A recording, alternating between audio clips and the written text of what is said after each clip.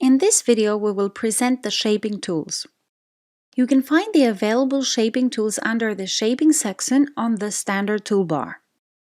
The shaping tools are only visible when you have multiple objects selected.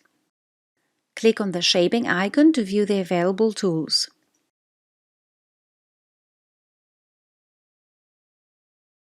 The Weld tool takes all the selected shapes and makes them one with one outside boundary. The new object has the fill and outline properties of the last selected object, which has a magenta outline. In this case, the green part is the one with the magenta outline, so the new object has the look of the green part.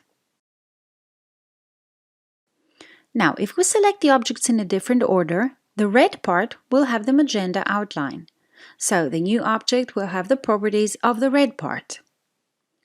Using the Weld tool, you can create bizarre shapes. It is not necessary for the objects to overlap. When welding non-overlapping objects, it is like combining them. A new object is created and this object acts as one with sub-objects that have the same attributes. So any change affects all sub-objects.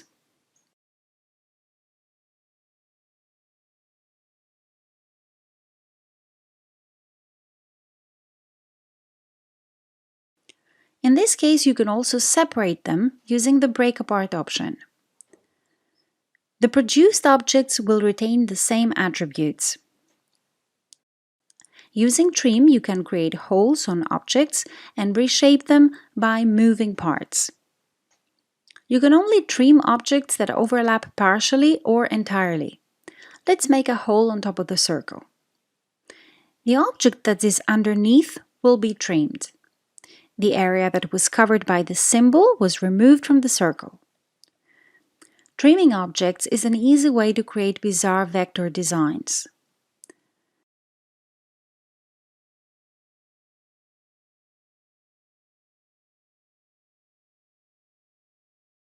Finally, using the Intersect tool, you can create new shapes with the shape of the common overlapping part.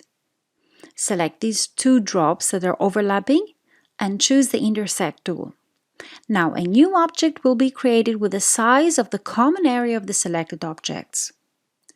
Likewise, if you select all these 4 objects, the intersection will be the piece that is common in all 4 objects. This new object will have the color and the properties of the object that is on top.